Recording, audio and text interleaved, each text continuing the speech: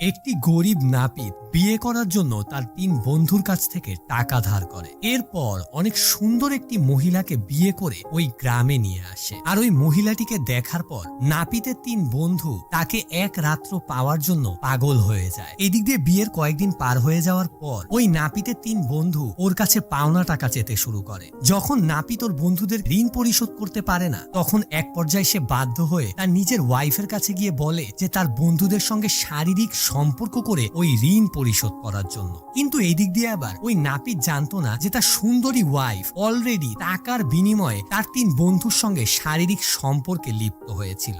নাপিত তার ওয়াইফকে যখন ওর বন্ধুদের সঙ্গে শারীরিক সম্পর্ক করে ঋণ পরিশোধ করতে বলে, তখন ওর ওয়াইফ এটার কোনো ভ্রুক্ষেপ না করে সুন্দরভাবে এই প্রস্তাবে রাজি হয়ে যায়। আর গরিব নাপিত বাসা থেকে বেরিয়ে যাওয়ার পর সে নিজেই তার বন্ধুদেরকে ফোন করে ওর ওয়াইফের কাছে যেতে বলে। কিন্তু ওই নাপিত লক্ষ্য করে যে যেই বন্ধুগুলো ওর ওয়াইফের সঙ্গে শারীরিক সম্পর্কে লিপ্ত হয়েছিল, ওই বন্ধুগুলোকে কোনো এক অজানা কারণে রাস্তার পাশে মৃত অবস্থায় পাওয়া যেত। কে বা কাহারা তাদেরকে হত্যা করে চলে যেত। এবার এই ঘটনার পর নাপিত প্রচন্ড পরিমাণে ভয় পেতে শুরু করে। তাহলে এবার কি তার পালা? এই দিক দিয়ে একদিন কোনো এক অজানা ব্যক্তি এসে ওই নাপিতের কাছে নাপিতের সুন্দরী বউয়ের খোঁজ করতে শুরু করে ওর ওয়াইফকে মেরে ফেলার জন্য। কি হচ্ছে এগুলো? কেনই বা হচ্ছে? কেনই বা এই মেয়ের সঙ্গে শারীরিক সম্পর্ক করার ফলে ওর বন্ধুদের এইভাবে মৃত্যু হচ্ছে? আর এই লোকটাই বা কে? আর নাপিতের সুন্দরী ওয়াইফকে মেরে ফেলার জন্য এইভাবে খুঁজে বেড়াচ্ছে। এবার নাপিত আস্তে আস্তে করে এই রহস্যের জট খুলতে থাকে। কি হয়েছিল ওর বন্ধুদের সঙ্গে, আর কেনই বা এই মেয়ে টাকার বিনিময়ে ওর বন্ধুদের সঙ্গে শারীরিক সম্পর্কে লিপ্ত হয়েছিল?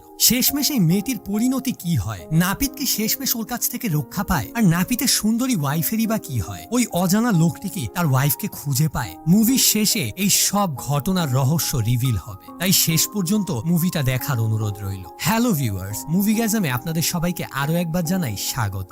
আবারও আপনাদের মাঝে হাজির হয়ে গেলাম আরো একটি দারুণ থ্রিলিং ওয়েব সিরিজের এক্সপ্লেনেশন নিয়ে, যেই ওয়েব সিরিজটির নাম গাঁও কি বিভি। আশা করছি এই মুভিটিও আপনাদের কাছে দারুণ লাগবে। তবে চলুন এবার শুনে আসা যাক এই দারুণ থ্রিলিং ওয়েব সিরিজটির এক্সপ্লেনেশন। তবে ভিউয়ার্স, বরাবরের মতো আমি আপনাদের সবাইকে অসংখ্য ধন্যবাদ জানাতে চাই আমার ভিডিওতে এত ভালো রেসপন্স করার জন্য। যদি এই ভিডিওটিও আপনাদের কাছে ভালো লেগে থাকে, তাহলে একটি লাইক করে আপনাদের মূল্যবান মতামতটি আমাকে কমেন্টের মাধ্যমে জানাতে একদমই ভুলবেন না। এবং আপনারা যারা নতুন আমার চ্যানেলে এসেছেন, তাদেরকে অনুরোধ করছি সাবস্ক্রাইব করে বেল বাটনটা অন করে দিবেন। সো চলুন শুনে আসা যাক গাঁও কি বিভি। মুভির শুরুতেই আমরা দিলীপকে দেখতে পাই। দিলীপ পেশায় একজন নাপিত। ওর এখনো বিয়ে হয়নি। ওর খুব ইচ্ছে যে অনেক সুন্দর একটি মেয়েকে বিয়ে করে সংসার করবে, কিন্তু ওর এই ইচ্ছা এখনো পূরণ হয়নি। বাবা মা বেঁচে নেই। যখন তারা বেঁচে ছিল, তখন তাদেরকে দেখাশোনা করতে করতে কখন যে সময় পার হয়ে গিয়েছে দিলীপ বুঝতেই পারেনি। এখনো অবশেষে বিয়ে করতে চায়, কিন্তু বিয়ে করতে পারছে না, কারণ টাকা নেই। একজন সুন্দরী মেয়েকে বিয়ে করতে গেলে তো অনেক টাকা লাগবে। বিয়ের জন্য যে ও টাকা জোগাড় করেনি তা না, করেছিল ঠিকই, কিন্তু মা প্রচন্ড পরিমাণে অসুস্থ হয়ে যাওয়ার কারণে সব টাকা পয়সার জায়গা জমি বিক্রি করে ওর মার চিকিৎসা করিয়েছে, কিন্তু তারপরেও বেচারিকে বাঁচাতে পারেনি। এখন দিলীপ একদমই একা, তাই ওর ইচ্ছে যেইভাবেই হোক একটা সুন্দরী মেয়েকে বিয়ে করে সংসার করা। যাই হোক, পরের সিনে আমরা দিলীপের ছোট্ট একটি দোকান দেখতে পাই। গাছের নিচে একটা ছোট্ট টেবিল চেয়ার বসিয়ে ও মানুষের চুলদাড়ি কামিয়ে রোজগার করে। তো আমরা দেখতে পাই তাড়াহুড়া করে ওর দোকানে নিরাজ নামে একটি ছেলে এসেছে আর দিলীপকে বলছে, ভাই তাড়াতাড়ি করে আমাকে শেভ করে দাও, আমার খুব তাড়া আছে। দিলীপের দোকানে তখন আমরা দুজন লোককে বসে থাকতে দেখতে পাই। তাদের একজনের নাম হচ্ছে মানিশ আর আরেকজনের নাম হচ্ছে অভিজিৎ। তো দিলীপ নিরাজকে বলে, কিভাবে আমি তোমাকে আগে শেভ করে দিব? দেখতে পারছো না অলরেডি দুজন বসে আছে? তখন নিরাজ মানিশ আর অভিজিৎকে বলে, ভাই তোমরা কিছু মনে না করলে আমি তোমাদের আগে শেভ করি, আমার অনেক তাড়া আছে। এটা শুনে মানিশ আর অভিজিৎ বলে, করো করো, সমস্যা নেই, আমরা তো এমনিতেই বসে আছি, আর কিছুক্ষণ না হয় বসে থাকলাম। এরপর নিরাজ দিলীপের কাছে গিয়ে বলে, ভাই এবার আমাকে অনেক সুন্দরভাবে শেভ করে দাও, আমার খুব তাড়া আছে। এটা শুনে এবার দিলীপ বলে, আরে এত তাড়াহুড়ার কি আছে, তুমি এরকম করছো মনে হয় তোমার বিয়ে হতে যাচ্ছে। এবার এই কথা শুনে উত্তরে নিরাজ বলে, হ্যাঁ সত্যি বিয়ে হতে যাচ্ছে আমার। আর এটা শুনে দিলীপ ভীষণ ভাবে অবাক হয়ে যায়। নিরাজকে তখন বলে, ভাই আমাকে তো দাওয়াত দিলে না, আর ভাবিকেও তো দেখালে না। নিরাজ তখন বলে, আরে কিভাবে দিব, এখনো কাউকেই জানাইনি, আর গ্রামের মানুষের মানুষের কথা তো তুমি জানোই, কে এসে উল্টাপাল্টা কথা বলে আবার বিয়েটা ভেঙে দিয়ে যায়, তাই এখন কাউকে জানাইনি। আমরা তখন লক্ষ্য করি পাশ থেকে মানিশ আর অভিজিৎ কান পেতে দুজনে কথা শুনছে। তো দিলীপ নীরাজকে বলে, আচ্ছা ঠিক আছে, ভাবির সঙ্গে না হয় পরে পরিচয় করিয়ে দিও, কিন্তু এটা তো বলো বিয়েটা ঠিক করলো কে, মানে ঘটক কে? নীরাজ তখন বলে, ওই যে রাজেশ ঘটক যে শহরে থাকে, উনিই তো আমার জন্য অনেক সুন্দর একটি মেয়ে খুঁজে বের করেছে। নীরাজ তখন দিলীপের কাছে জানতে চায়, আচ্ছা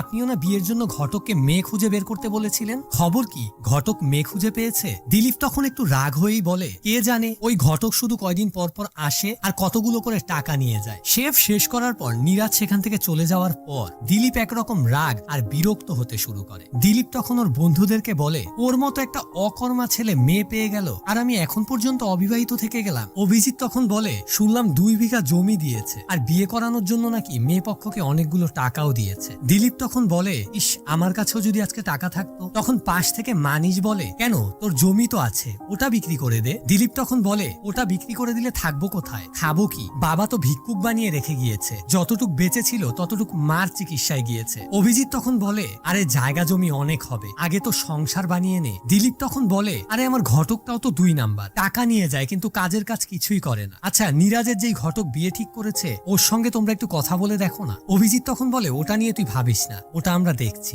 এইসব কথোপকথনের মধ্যে আমরা দেখতে পাই সেখানে দিলীপের আরেকজন ফ্রেন্ড হারিস এসে উপস্থিত হয় এবং হারিসের সঙ্গে করে দিলীপের ঘটক যিনি একজন মহিলা তাকে ধরে নিয়ে আসে। ওর নাম হচ্ছে রাধিকা। তো রাধিকাকে দিলীপের কাছে দিয়ে হারিস চলে যায়। দিলীপ তখন রাধিকাকে দেখে একটু বিরক্ত হয়ে বলে, এখন কেন এসেছেন আপনি এখানে? আমার জন্য তো কোনো ভালো মেয়েই খুঁজে দিতে পারলেন না আজ পর্যন্ত, শুধু টাকাই নিয়ে যেতে পারেন আপনি। রাধিকা তখন বলে, আমি কি করব, তোমার যেই বয়স, তুমি আবার চাও কুমারী মেয়ে, তোমার থেকে বয়সে ছোট এইরকম মেয়ে আমি কোথায় খুঁজে পাবো? তাও তো চেষ্টা করছি। দিলীপ তখন বলে, আপনার দ্বারা যখন কিছুই হয় না তাহলে বারবার আমার কাছে আসেন কেন? টাকা নেওয়ার জন্য? আপনাকে আর 1 টাকাও দিব না, যান, আপনি এখনই চলে যান এখান থেকে। পরের সিনে আমরা দেখতে পাই মানিশ দিলীপের বাসায় আসে আর ওকে খবর দেয় যে নীরাজের যেই ঘটক বিয়ে ঠিক করেছিল সেই ঘটককে খুঁজে বের করেছে ওরা, আর তার সঙ্গে মিটিং ফিক্স করেছে, আজকে রাতেই দেখা করতে হবে, তাই দিলীপকে নিয়ে যেতে এসেছে। দিলীপ তখনই কথা শুনে আর একটু দেরি না করে মানিশের সঙ্গে রওনা দিয়ে দেয়। পরের সিনে আমরা দেখতে পাই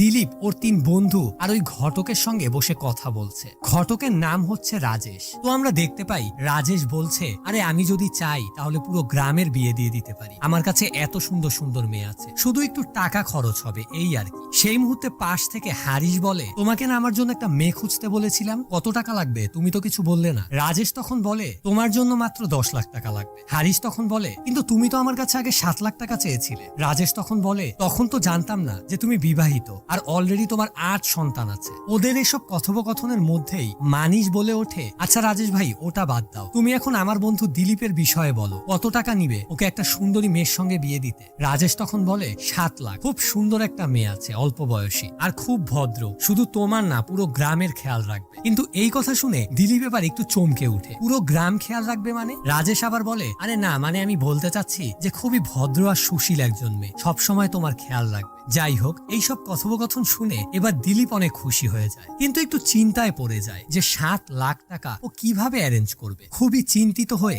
বাসায় ফিরে আসে, কিন্তু বাসায় আসার পরই ও দেখতে পায় যে অনেক সুন্দর একজন মেয়ে ওর জন্য বাসায় অপেক্ষা করছে, ওকে অনেক আদর করে খাবার খাওয়ার জন্য ডাকছে। কিন্তু পরক্ষণেই ও দেখতে পায় যে এই সবকিছুই ও শুধুই কল্পনা করছিল। পরের দিন সকালে নীরাজ ও সুন্দরী বউকে নিয়ে হাঁটতে বের হয়। ওই মুহূর্তেই আবার খোলা মাঠে বসে দিলীপ টয়লেট করছিল। ঠিক সেই সময় দিলীপ যখন নীরাজ আর ওর সুন্দরী বউকে দেখতে পায় তখনই ও টয়লেট করা রেখে উঠে দৌড়ে ওদের দিকে আসতে থাকে। আর এটা দেখে নীরাজ ও সুন্দরী বউকে নিয়ে একরকম দৌড়ে পালাতে শুরু করে। এক পর্যায়ে নীরাজ ওর বউকে নিয়ে একটি গাছের আড়ালে গিয়ে লুকিয়ে পড়ে, কারণ ওর কথা হচ্ছে ও কিছুতেই ও সুন্দরী বউকে গ্রামের কাউকে দেখতে দিবে না। পরের সিনে আমরা দেখতে পাই দিলীপের দোকানে ওর 3 বন্ধু দিলীপকে বুঝাচ্ছে যে 7 লাখ টাকা অ্যারেঞ্জ করা কোনো ব্যাপারই না, তুমি একটু চেষ্টা করলেই পারবে। দিলীপ তখন বলে, তোমাদের মাথা কি খারাপ হয়ে গিয়েছে? আমার কাছে যদি 7 লাখ টাকা থাকতো তাহলে আমি কি এখানে থাকতাম, এই গাছের নিচে বসে দোকান করতাম? আর তোমাদের যখন এত আমাকে নিয়ে চিন্তা, তাহলে আমার জমিটা বন্ধক রেখে তোমরা আমাকে 7 লাখ টাকা দাও। কিন্তু এবার এই কথা শুনে ওর 3 বন্ধু এক একজন এক একটা অজুহাত দিতে থাকে যে ওরা এত টাকা কিভাবে দিবে, ওরা অনেক কষ্টে অভাবে আছে। তখন এইসব কথা শুনে দিলীপ আবারও বলে, তাহলে তোমরা যখন 7 লাখ টাকা দিতে পারবে না তাহলে তোমরা 3 জন 2 লাখ করে দাও, বাকিটা না হয় আমি জোগাড় করে নিব। এখন এই কথা শুনে সবাই চুপ করে বসে থাকে। দিলীপও তখন বলে, আমি আগেই বুঝেছিলাম তোমরা শুধু মুখেই ফরফর করতে পারো। সেই দিনও যখন ঘটক 7 লাখ টাকা চেয়েছিল তখনও তোমরা কেউ কোনো কথা বলনি। এইসব কথা শুনে তখন একে একে সবাই সেখান থেকে উঠে চলে যায়। কাজ শেষ করে যখন দিলীপ বাসায় যাচ্ছিল তখন রাস্তার মধ্যে ওর সঙ্গে নীরাজ আর ওর ওয়াইফের দেখা হয়, কিন্তু তখনও নীরাজ দিলীপকে দেখে ও সুন্দরী বউকে নিয়ে লুকিয়ে তাড়াহুড়া করে সেখান থেকে চলে যায়। এটা দেখে মন খারাপ করে দিলীপ আবারও বাসায় ফিরে আসে। আর বাসায় এসে ও আবারও স্বপ্ন দেখে যে সেই সুন্দরী ওয়াইফ ওর জন্য ঘরে অপেক্ষা করছে। এবার দিলীপ ওর পাশে গিয়ে বসে, এরপর ওর সুন্দরী ওয়াইফ ওকে আদর করতে শুরু করে। কিন্তু পরক্ষণেই দিলীপের স্বপ্ন আবারও ভেঙে যায়। আর এবারও দেখতে পায় যে ও আসলে ওর সুন্দরী ওয়াইফকে নয় বরং ওর বন্ধু মানিশকে আদর করছিল। এবার দিলীপ একটু রেগে গিয়ে বলে, আরে তুমি এখানে আসলে কখন, আর আমার স্বপ্নেই বা ঢুকলে কিভাবে? মানিশ তখন বলে, আরে আমি কই ঢুকলাম, তুমিই তো আমার সাথে জোরাজোরি করতে শুরু করেছো, আর কিছুক্ষণ থাকলে না জানি আর কি হয়ে যেত। দিলীপ তখন বলে, তুমি এখানে কি করতে এসেছো? মানিশ তখন বলে, তোমার জন্য একটা ইম্পর্টেন্ট কাজ নিয়ে এসেছি, এক্ষুনি আমার সঙ্গে চলো। এরপর দিলীপকে নিয়ে মানিশ চলে যায় ওই বারে, যেই বারে সেদিন ওরা বসে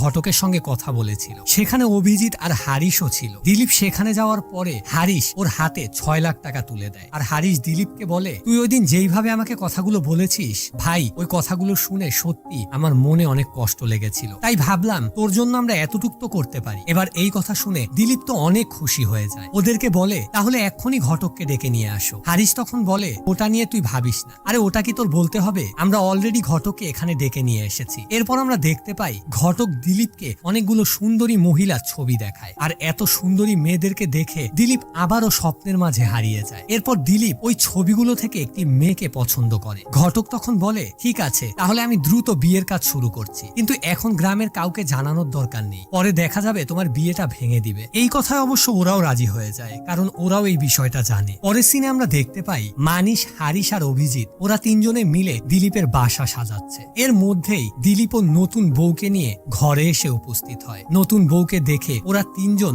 অনেক খুশি হয়ে যায়, আর অবাক হয়ে ও নতুন বউয়ের দিকে তাকিয়ে থাকে ওরা। এদিকে দিলীপের আনন্দ তো আর শেষ হচ্ছিল না। রাতের বেলা উঠানে বসে বিয়ের খুশিতে ওরা সবাই মিলে ড্রিঙ্ক করছিল। তখন ঘটক রাজেশ বলে, তোমার কথার কাজে মিল আছে ভাই, তুমি বলেছিলে বিয়ের আগে 6 লাখ দিবে, বিয়ের পরে আরো 1 লাখ দিবে। আমি ভেবেছিলাম তুমি দিবে না, কিন্তু এখন দেখলাম তোমার কথার কাজে মিল আছে। কিন্তু দেখো ভাই, সেদিন নীরাজের বিয়ে করিয়ে দিলাম, নীরাজের বাবা বলল 2 লাখ টাকা পরে দিব, কিন্তু এখন পর্যন্ত সেই টাকা পরিশোধ করলো না। দেখি আজকে যাওয়ার সময় একবার ওদের বাসা হয়ে যাব। তো সবার ড্রিঙ্ক করা শেষ হলে একসঙ্গে সবাই উঠে সেখান থেকে চলে যায়, কারণ আজকে তো দিলীপের বাসর রাত, তাই ওকে আর বেশি ডিস্টার্ব করে না ওরা। দিলীপ এবার ঘরের ভিতরে ঢুকে। ওর কাছে মনে হতে থাকে হয়তো এবারও ও স্বপ্ন দেখছে, কিন্তু পরক্ষণেই ওর মনে হয় না, সত্যি ও এবার একটা সুন্দরী মেয়েকে বিয়ে করে বাসায় নিয়ে এসেছে। এবার ও নতুন বউয়ের ঘুমটাটা উঠায়। ওর নাম হচ্ছে অবন্তী। এবার অবন্তীর সঙ্গে দিলীপ অনেক গল্প করে, আর এক পর্যায়ে দিলীপ আর অবন্তিকা একটা রোমান্টিক সময় কাটাতে শুরু করে। পরদিন সকালে দিলীপের সঙ্গে ওর 3 বন্ধু দেখা করতে আসে। ওরা বলে, গতকাল রাতে না তুমি বললে সকালে তোমার নতুন বউয়ের হাতে চা খাওয়াবে, তাই চলে আসলাম। এবার নতুন বউ অবন্তী যখন ওদের জন্য চা বানিয়ে নিয়ে আসে, তখন অবন্তীকে এক নজর দেখার জন্য ওরা লম্পটের মতো অস্থির হয়ে যায়। হারিশ তখন বলে, চা তো অনেক মজা হয়েছে, ইচ্ছে করছে সব সময় এসে চা খেতে। তখন পাশের ঘর থেকে অবন্তী বলে, কোনো সমস্যা নেই, আপনি যে কোনো সময় আমাদের বাসায় চা খেতে আসতে পারেন। আর এই কথা শুনে হারিশের মুখে যেন হাসির ফোয়ারা ফুটে ওঠে। কথাবার্তা শেষ করে ওরা সবাই ওই দিনের মতো সেখান থেকে উঠে চলে যায়। পরের সিনে আমরা দেখতে পাই দোকানে যাওয়ার পথে দিলীপের সঙ্গে নীরাজের দেখা হয়। নীরাজ কান্না করছে আর চিৎকার করে ওর ওয়াইফকে খুঁজে বেড়াচ্ছে। দিলীপ তখন নীরাজকে ডাক দিয়ে বলে, কি ব্যাপার, তুমি এইভাবে কান্না করছো কেন, আর তোমার ওয়াইফ কোথায়? নীরাজ তখন কান্না করতে করতে বলে, ভাই আর বলো না, কালকে রাতে ঘটক রাজেশ এসেছিল আমাদের বাসায় বাবার কাছ থেকে পাওনা 2 লাখ টাকা নেওয়ার জন্য। বাবা তখন রাজেশকে বলে, বিয়ে করিয়ে বউকে তো আমাদের বাসায় নিয়েই এসেছি, তোকে আবার কিসের টাকা দিব?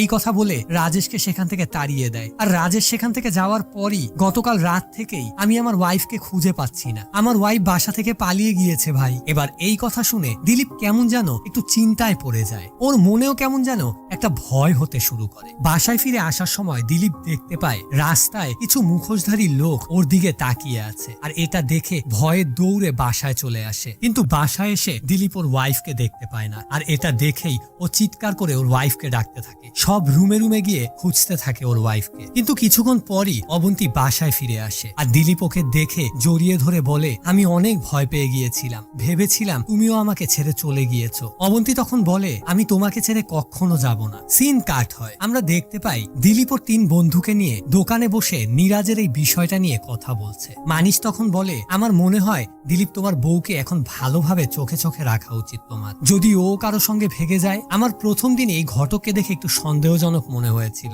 সেই মুহূর্তে হারিশ বলে ওঠে, তোমরা সবাই আসলে আসল কাহিনীটা জানো না, আমি জানি। গতকাল রাতে আমি নীরাজের বাসার সামনে দিয়ে আসছিলাম, তখন শুনতে পাই নীরাজের বাবা ঘটক রাজেশকে বলছে, আমার ছেলের বিয়েতে তো সব টাকা আমিই দিয়েছি, তাহলে ওই সুন্দরী মেয়েকে আমার ছেলে একা কেন ভোগ করবে? ওই মেয়েকে আমার সঙ্গেও শারীরিক সম্পর্ক করতে হবে। হারিশ তখন বলে, মানিশের বাবাও কম খারাপ ছিল না। এই সমস্ত কথা শুনে দিলীপ অনেক অবাক হয়ে যায়। দিলীপ তখন হারিশকে জিজ্ঞেস করে, এটা কি নীরাজ জানতো? হারিশ তখন বলে, হয়তো জানতো। তখন মানিশ আবার বলে ওঠে, না হয় একটু দিতই নীরাজের বউকে, কি হতো? এখন তো টাকাও গেল, বউও গেল। অন্যদিক দিয়ে আমরা দেখতে পাই দিলীপ কাজে যাওয়ার পর ওই সুযোগে ওই বাসায় হারিশ আসে। তখন অবন্তী রুম থেকে বেরিয়ে বলে, কি ব্যাপার আপনি? দিলীপ তো বাসায় নেই। তখন হারিশ বলে, না আমি মূলত তোমার সঙ্গে দেখা করতে এসেছি। দেখো অবন্তী, আমার রাজেশের সঙ্গে কথা হয়েছে আর রাজেশ আমাকে তোমার বিষয়ে সবকিছু জানিয়ে দিয়েছে। আমি আসলে জানতে এসেছি যে তুমি আমার সঙ্গে শারীরিক সম্পর্ক করতে কত টাকা নিবে। এখন এই কথা শুনে অবন্তী ওর মাথার ঘুমটাটা সরিয়ে খুব সাবলীল ভঙ্গিতে হারিশকে বলে, তুমি কত টাকা দিতে পারবে? তার মানে এতে আমরা বুঝতে পারি যে অবন্তী আসলেই একজন দেহ ব্যবসায়ী। এরপর অবন্তী আর হারিশ দুজনে মিলে শারীরিক সম্পর্কে লিপ্ত হয়। হারিশের কাজ শেষ হয়ে গেলে বাসা থেকে বের হয়ে যাওয়ার সময় অবন্তী হারিশকে 1 গ্লাস জুস খেতে দেয়। হারিশ জুসটা খেয়ে বাসা থেকে বেরিয়ে যায়। অন্যদিকে আমরা দেখতে পাই দিলীপ নীরাজকে ফোন দিয়েছে, কারণ দিলীপ নীরাজের সঙ্গে কথা বলতে চায়। রাতের বেলা দিলীপ নীরাজের সঙ্গে ড্রিঙ্ক করতে করতে অ্যাকচুয়াল ঘটনাটা কি হয়েছিল সেটা জানতে চায়। নীরাজ তখন বলতে শুরু করে, আসলে নীরাজের বউ ওর বাবাকে উস্কে দিয়েছিল, যাতে করে নীরাজের বাবা নীরাজের বউয়ের সঙ্গে শারীরিক সম্পর্ক করতে বাধ্য হয়। নীরাজ যখন এই জিনিসটা বুঝতে পারে তখন সে ঘটক রাজেশকে ফোন দেয় আর এই সব ঘটনা ওকে খুলে বলে। কিন্তু রাজেশ উল্টো ওর বাবাকে ফোন দিয়ে বলে, আপনি যদি আরো 4 লাখ টাকা দেন তাহলে ওর সঙ্গে আপনি শারীরিক সম্পর্ক করতে পারবেন। কিন্তু নীরাজের বাবা যখন এই টাকা দিতে রাজি হয় না, তখন রাজেশের কথায় নীরাজের ওয়াইফ ওই বাসা থেকে পালিয়ে আসে। এবার এই কথা শেষ করে নীরাজ দিলীপকে বলে, আচ্ছা তোমার বিয়েও তো ওই রাজেশ ঠিক করেছিল, দেখো গিয়ে তোমার ওয়াইফও আবার কোন দিন ভেগে যায়। বেচারা দিলীপ আগে থেকেই তো ভীষণ টেনশনে ছিল। এই কথা শুনে আরো বেশি টেনশনে পড়ে যায়। রাতের বেলা দিলীপ বাসায় যাওয়ার সময় হারিশের সঙ্গে দেখা হয়। তখন দিলীপ বলে, কি ব্যাপার আপনি এখানে? আপনি কি আমার বাসায় গিয়েছিলেন? হারিশ তখন একটু থমকে গিয়ে বলে, আসলে হ্যাঁ, ওই যে সেদিন তোমার ওয়াইফের সঙ্গে দেখা হয়েছিল তো, কিন্তু সেদিন তো ওকে কোনো উপহার দিতে পারিনি, তাই ভাবলাম আজকে দিয়ে আসি। দিলীপ তখন এই কথার কোনো ভ্রুক্ষেপ না করে হাঁটতে হাঁটতে বাসার দিকে চলে যায়। অন্যদিক দিয়ে আমরা দেখতে পাই হারিশ কিছু দূর হেঁটে যাওয়ার পর ওর শরীর আস্তে আস্তে খারাপ হতে শুরু করে। এক পর্যায়ে ওর শরীরে বিষের মতন যন্ত্রণা হতে শুরু করে এবং মাটিতে লুটে পড়ে আর একটা সময় সেইখানেই ও মারা যায়। পরের দিন সকালে মানিশ আর অভিজিৎ দিলীপের বাসায় আসে এবং দিলীপকে এই খবরটা দেয় যে গতকাল রাতে হারিশের মৃতদেহ রাস্তার পাশে পড়ে থাকতে পাওয়া গিয়েছে। অভিজিৎ তখন বলে, ওকে আমরা এখন শহরের হসপিটালে নিয়ে যাচ্ছি, আসলে ওর কি হয়েছিল আর কিভাবে মারা গেল সেটা বের করার জন্য। তুমি কি আমাদের সঙ্গে যাবে? দিলীপ তখন ওদেরকে বলে, তোমরা যাও, আমি কয়েকদিন আমার ওয়াইফের উপর নজর রাখতে চাই। ওই দিক দিয়ে আমরা দেখতে পাই রান্নাঘরে বসে বাহির থেকেই সমস্ত কথা শুনতে পাচ্ছিল অবন্তী। আর সেই মুহূর্তে আমরা সেই দিন রাতের ওই ফ্ল্যাশব্যাকটা দেখতে পাই, যখন বাসা থেকে বের হয়ে যাওয়ার সময় হারিশকে অবন্তী 1 গ্লাস শরবত খেতে দিয়েছিল। শরবতটা খেয়ে হারিশ যখন বাসা থেকে বের হয়েছিল তখন অবন্তীর মুখে একটা সন্দেহজনক শয়তানি হাসি ফুটে উঠেছিল। যাই হোক, পরের সিনে আমরা দেখতে পাই দিলীপের দোকানে একজন লোক আসে, ওর নাম হচ্ছে রনি। তো রনি দিলীপের সামনে এসে পকেট থেকে 2টো ছবি বের করে একটি ছবি দিলীপকে দেখায়। ওই ছবিটা ছিল ঘটক রাজেশের। রনি তখন বলে, এই লোকটাকে তুমি চিনো? এর আগে কখনো দেখেছো একে? দিলীপ দেখার সঙ্গে সঙ্গে চিনে যায় আর বলে, হ্যাঁ চিনি, উনি তো হচ্ছে ঘটক রাজেশ, সবার বিয়ে ঠিক করে, আমার গ্রামে অনেকের বিয়ে করিয়ে দিয়েছে ইনি। রনি তখন একটু হাসি দিয়ে বলে, ও ঘটক না, ও হচ্ছে মেয়েদের দালাল। দিলীপ তখন বলে, কিন্তু উনি তো আমাদের গ্রামে অনেকগুলো বিয়ে করিয়ে দিয়েছে। রনি তখন বলে, ও ওগুলো টিকে আছে? দিলীপ তখন বলে, হ্যাঁ কিছুদিন টিকে ছিল, 7-8 দিনের মতো। এরপর ওই মহিলারা ভেগে গিয়েছে। রনি তখন বলে, তাহলে তো অনেক দিন টিকেছে, কারণ এই মেয়েদের কাজই হচ্ছে বিয়ের দিনই স্বর্ণগহনা নিয়ে পালিয়ে যাওয়া। এরপর রনি পকেট থেকে অনেকগুলো ছবি বের করে বলে, এর মধ্যে কেউ ছিল? দিলীপ তখন একটা ছবি বের করে বলে, আরে এটা তো নীরাজের ওয়াইফ। রনি তখন বলে, এরা কেউ কারো ওয়াইফ না, এরা সবাই হচ্ছে দেহ ব্যবসায়ী। দিলীপের তখন আরো একটি ছবির দিকে চোখ যায়, যেই ছবিটা ছিল ওর ওয়াইফ অবন্তীর। ও তখন রনিকে জিজ্ঞেস করে, এই মেয়েটা কি করেছে? রনি তখন বলে, ওকেই তো আমি খুঁজছি, শুনেছি ওর নাকি এই গ্রামে কার সঙ্গে বিয়ে হয়েছে। দিলীপ তখন চুপ করে দাঁড়িয়ে থাকে। রনি তখন বলতে শুরু করে যে এরা হচ্ছে একটা চক্র, আর এই চক্রের মেইন হচ্ছে ওই ঘটক রাজেশ। ওর কাজই হচ্ছে বিভিন্ন বাসায় গিয়ে বিয়ে ঠিক করা, আর এরপর ওই দেহ ব্যবসায়ীদের সঙ্গে বিয়ে দেওয়া। এরপর রাতের বেলা বাসা থেকে সব গয়নাগাটি টাকা পয়সা নিয়ে পালিয়ে যাওয়া। অনেকের জীবন নষ্ট করেছে এরা, আর লজ্জায় ওই সব পরিবার কাউকে কিছু বলতেও পারেনি। যাই হোক, তুমি কি এদের মধ্যে কাউকে চিনো? দিলীপ বলে, না আমি কাউকে চিনি না। এটা শুনে রনি সেখান থেকে চলে যেতে নেয়। তখন দিলীপ আবারও রনিকে ডাক দেয়, আর একটু চালাকি করে ওর ওয়াইফ অবন্তীর কথা জিজ্ঞেস করে। বলে, আচ্ছা তুমি যদি এই মেয়েটিকে খুঁজে পাও তাহলে ওকে কি করবে? রনি তখন বলে, এই মেয়ের সঙ্গে আমার বড় ভাইয়ের বিয়ে হয়েছিল, বাসর রাতে বাসা থেকে সব টাকা পয়সা নিয়ে পালিয়ে গিয়েছিল, আর এই লজ্জা সহ্য করতে না পেরে আমার ভাই গাছে দড়ি বেঁধে গলায় ফাঁস দিয়ে আত্মহত্যা করে। আমার ভাইকে তো ওই গাছ থেকে নামিয়ে ফেলেছি, কিন্তু এখনো ওই গাছে আমি ওই দড়িটা ঝুলিয়ে রেখেছি। যেই দিন এই মেয়েকে খুঁজে পাবো সেই দিন ওই দড়িতে ওকে ঝুলিয়ে দিব। আর এই কথাটি বলে রনি সেখান থেকে চলে যায়। আর এইরকম একটি ভয়ঙ্কর কথা শুনে দিলীপ বেচারার আত্মারাম যেন খাঁচা ছাড়া হয়ে গিয়েছিল। এবার দিলীপ একটু স্বাভাবিক হয়ে দুপুরবেলা খাওয়ার জন্য ওর ওয়াইফ ওকে টিফিন কারিতে যে খাবার বেড়ে দিয়েছিল সেই টিফিন কারির বক্সটা খুলে, কিন্তু বেচারার কিছুতেই সাহস হচ্ছিল না ওই রুটি আর সবজি খাওয়ার, কারণ ওর কাছে ভয় হতে থাকে যে যদি এই খাবারের মধ্যে ওর ওয়াইফ বিষ মিশিয়ে দেয় আর ওকে মেরে ফেলার চেষ্টা করে। তাই এটা ভেবে রুটি আর সবজি ভয়ে ও মাটিতে ফেলে দেয়। পরের সিনে আমরা দেখতে পাই রাতের বেলা দিলীপ, অভিজিৎ আর মানিশ তিনজন একটি বারে বসে ড্রিঙ্ক করছিল। মানিশ তখন বলে, ডক্টরের রিপোর্ট এসেছে, হারিসের শরীরে বিষ পাওয়া গিয়েছে, কিন্তু সেই দিনও এরকম কোনো কিছু খায়নি যেটায় বিষ থাকতে পারে। এই কথা শুনে এবার আরো বেশি ভয় পেয়ে যায় দিলীপ। এবার অভিজিৎ তখন বলে, তোর জন্য তো ভালোই হয়েছে, তোরা 2 লাখ টাকা দিতে হবে না, তোর 2 লাখ টাকা বেঁচে গিয়েছে। দিলীপ তখন বলে, ও মরে গিয়েছে তাতে কি হয়েছে, ওর ফ্যামিলিকে দিব আমি। তখন অভিজিৎ বলে, শোন, তোকে আমরা যেই টাকাগুলো দিয়েছিলাম এই টাকাগুলোর বিষয়ে আমরা 3 জন ছাড়া আমাদের ফ্যামিলির কেউ জানতো না। এবার এই কথা শুনে দিলীপ একটু চিন্তা করে ওদের দুজনকে একটি কথা বলে। দিলীপ বলে, দেখ আমি চিন্তা করে দেখলাম তোদের বাকি 4 লাখ টাকা আমি আর দিব না। এটা শুনে ওরা দুজন একটু চমকে যায়। দিলীপ তখন বলে, কিন্তু তোমরা এই 4 লাখ টাকার বিনিময়ে আমার ওয়াইফের সঙ্গে 4 বছর শারীরিক সম্পর্ক করতে পারবে, কারণ আমি যেই টাকা দিয়ে ওকে বিয়ে করে নিয়ে এসেছিলাম সেই টাকা তো আমার পরিশোধ করতে হবে। এরপর দিলীপ বলে, তাহলে আসো এখনই ঠিক করে ফেলি কে কখন আমার ওয়াইফের কাছে যাবে। পরের সিনে আমরা দেখতে পাই রাতের বেলা দিলীপ মদ খেয়ে বাসায় ফিরে এসে কান্না করার ভান করে অবন্তীর সামনে এসে বসে। অবন্তী তখন জিজ্ঞেস করে, তোমার কি হয়েছে, তুমি কান্না করছো কেন? দিলীপ তখন বলে, তোমাকে বিয়ে করার জন্য আমি অভিজিৎ আর মানিশের কাছ থেকে 4 লাখ টাকা লোন নিয়েছিলাম, এখন ওরা ওই টাকা ফেরত চাচ্ছে, কিভাবে আমি এতগুলো টাকা ফেরত দিব আমি কিছুই বুঝতে পারছি না। এটা শুনে অবন্তী বলে, আমার কাছে তো এত টাকা নেই, কিন্তু আমার একটা বান্ধবী আছে, ওর কাছে চাইলেও দিতে পারবে, কিন্তু তার বদলে ওর ওইখানে 6 মাস কাজ করতে হবে আমার। তখন দিলীপ অ্যাক্টিং করে বলে, তুমি আমাকে ছেড়ে কোথাও যাবে না, আমি যেইভাবেই হোক ওদের টাকা জোগাড় করব। অবন্তী তখন বলে, আমি কি তোমার কোনো সাহায্য করতে পারি? তুমি বললে আমি তোমার জন্য যে কোনো কিছু করতে রাজি আছি। এবার এই কথা শুনে দিলীপ একটু ভূমিকা করে বলে, অভিজিৎ আর মানিশ তোমাকে অনেক পছন্দ করে, তুমি যদি ওদের সঙ্গে শারীরিক সম্পর্ক করো তাহলে ওরা ওই ঋণ মাফ করে দিবে। এটা বলেই মদের নেশায় দিলীপ অজ্ঞান হয়ে যায়, আর সারা রাত বসে অবন্তী এই বিষয়টা ভাবতে থাকে। পরের দিন সকালবেলা দিলীপের ঘুম ভাঙার পর অবন্তী ওর সামনে গিয়ে ওকে বলে, তুমি কালকে রাতে যেই কথাগুলো বলেছো আমি সারা রাত সেই কথাগুলো ভেবেছি, আর এই সিদ্ধান্ত নিয়েছি যে তুমি যেটা বলেছো আমি সেটা করব। তুমি ওদেরকে গিয়ে বলো আমি রাজি আছি, আর ওদেরকে রাতের বেলা আসতে বলো। পরের সিনে আমরা দেখতে পাই দিলীপ দোকানে বসে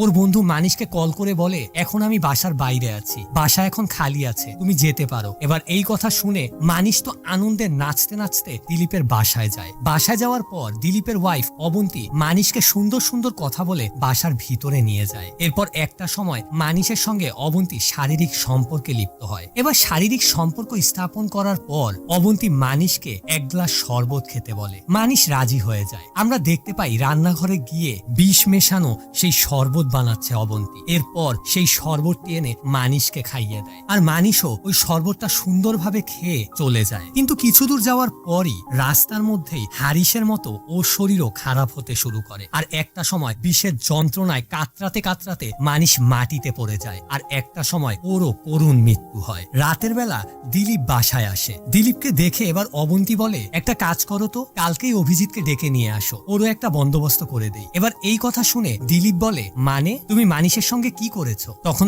অবন্তী বলে, কিছু না, প্রথমে অনেক আনন্দ দিয়েছি, এরপরে শরবতে বিষ মিশিয়ে খাইয়ে দিয়েছি। আর এটা শুনে এবার ভীষণ ভাবে চমকে গিয়ে দিলীপ বলে, তুমি কি বললে? এতে তো মারা যাবে। অবন্তী তখন বলে, মারা যাবে না, হয়তো মারা গিয়েছে। অবন্তী তখন বলে, যদি আমি ওকে না মারতাম তাহলে প্রত্যেক দিন ওরা এসে আমার সংসারটাকে, আমার জীবনটাকে পুরো নষ্ট করে দিত। হারিশকেও আমি এর জন্যই মেরে ফেলেছি। রাজেশ ওকে আমার বিষয়ে সব বলে দিয়েছে। এরপর শয়তানটা এসে আমাকে ব্ল্যাকমেইল করা শুরু করেছে, তাই ওকে এইভাবে বিষ খাইয়ে মেরে ফেলেছি। তোমার কাছে আমি আর কোনো কিছু লুকাবো না, আমি আগে একজন উঠছিলাম, কিন্তু তোমার সঙ্গে বিয়ে হওয়ার পর আমি ওই নোংরা জীবন থেকে একটু মুক্তি পেতে চেয়েছি। আমি তোমার সঙ্গেই সারাটা জীবন থাকতে চাই, সংসার করতে চাই। অবন্তীর মুখে এইরকম কথা শুনে এবার দিলীপ বুঝতে পারে যে সে কত বড় ভুল কাজ করতে গিয়েছিল। সে আসলে এতদিন যেই ভালোবাসার মানুষটিকে খুঁজছিল, সে আসলে আর কেউ না, এই অবন্তিকা, যাকে নিয়ে সে এতদিন এত খারাপ চিন্তা করেছে, ভয় পেয়েছে। এবার দিলীপ বলে, আমার অনেক বড় ভুল হয়ে গিয়েছে, আমাকে মাফ করে দাও, আমি তোমাকে দিয়ে এইসব নোংরা কাজ করাতে চেয়েছিলাম। এই কথা বলে দুজনকে জড়িয়ে ধরে আর অনেক সুন্দর একটা মুহূর্ত কাটায়। পরদিন সকালে আমরা দেখতে পাই অভিজিৎ দিলীপের দোকানে এসে কালকে রাতে মানিশের সঙ্গে ঘটে যাওয়া ঘটনাটা নিয়ে কথা বলছে। দিলীপ তো সবই জানতো, তাই চুপ করে কথা শুনছিল। এক পর্যায়ে অভিজিৎ বলে, ওর মৃতদেহ পাওয়া গিয়েছে তোমার বাসা থেকে খানিকটা দূরে, হারিশের মৃতদেহ যেখানে পাওয়া গিয়েছিল। আচ্ছা, ও কি তোমার বাসায় গিয়েছিল? এবার এই কথা শুনে দিলীপের মুখ ফুসকে বেরিয়ে যায় যে কালকে ও মানিশকে ওর বাসায় যেতে বলেছিল। এবার এই কথা শোনার পর অভিজিতের আস্তে আস্তে সন্দেহ হতে শুরু করে। সে বুঝতে পারে যে নিশ্চয়ই এই ঘটনার পিছনে অবন্তী বা দিলীপের কোনো হাত রয়েছে। তাই অভিজিৎ সরাসরি দিলীপকে প্রশ্ন করে, আচ্ছা, এই হত্যাকাণ্ডগুলোর পিছনে অবন্তীর কোনো হাত নেই তো? যখনই ও এই কথা বলে তখনই আমরা দেখতে পাই দিলীপের দোকানে থাকা শেভ করার একটি খুর বের করে দিলীপ সঙ্গে সঙ্গে অভিজিতের গলায় চালিয়ে দেয়, আর এর ফলে প্রচন্ড রক্তক্ষরণের সঙ্গে সঙ্গে অভিজিৎ সেখানেই মারা যায়। এরপর দিলীপ ওই লাশটাকে লুকিয়ে ফেলার জন্য টানতে টানতে মরুভূমির অনেক গভীরে নিয়ে গিয়ে মাটিতে কবর দিয়ে দেয়, যাতে করে এই লাশটার কথা কেউ কখনো জানতে না পারে। দিলীপ ভেবেছিল সব সমস্যার হয়তো সমাধান হয়ে গিয়েছে, কিন্তু না, এখনো একটা জিনিস বাকি আছে। অন্যদিক দিয়ে আমরা দেখতে পাই কুয়া থেকে পানি নিয়ে আসার সময় অবন্তীর সঙ্গে দেখা হয় রনির, যে এতদিন ধরে অবন্তীকে খুঁজে বেড়াচ্ছিল। এবার অবন্তীকে খুঁজে পাওয়ার পর সঙ্গে সঙ্গে রনি অবন্তীর হাত পা বেঁধে ওকে গাড়িতে করে নিয়ে যেতে থাকে। আর এই সিনটি দেখিয়ে এই মুভিটিও এখানেই শেষ হয়। অবন্তীর আসলে কি হয়, বা দিলীপ কি অবন্তীকে রনির হাত থেকে বাঁচাতে পারে? এটার উত্তর হয়তো আমরা দ্বিতীয় সিজনে জানতে পারবো। দ্বিতীয় সিজন যখনই রিলিজ হবে তখনই আমরা এটার এক্সপ্লেনেশন নিয়ে আপনাদের কাছে হাজির হব। মুভিটি কেমন লাগলো অবশ্যই কমেন্টের মাধ্যমে আপনার মূল্যবান মতামতটা জানাতে একদমই ভুলবেন না। আর ভিডিওটা ভালো লাগলে অবশ্যই একটি লাইক করবেন। আমাদের চ্যানেলটি সাবস্ক্রাইব করে বেল বাটনটা অন করে সবসময় আমাদের সঙ্গে থাকবেন। ততদিন, till then, stay with us.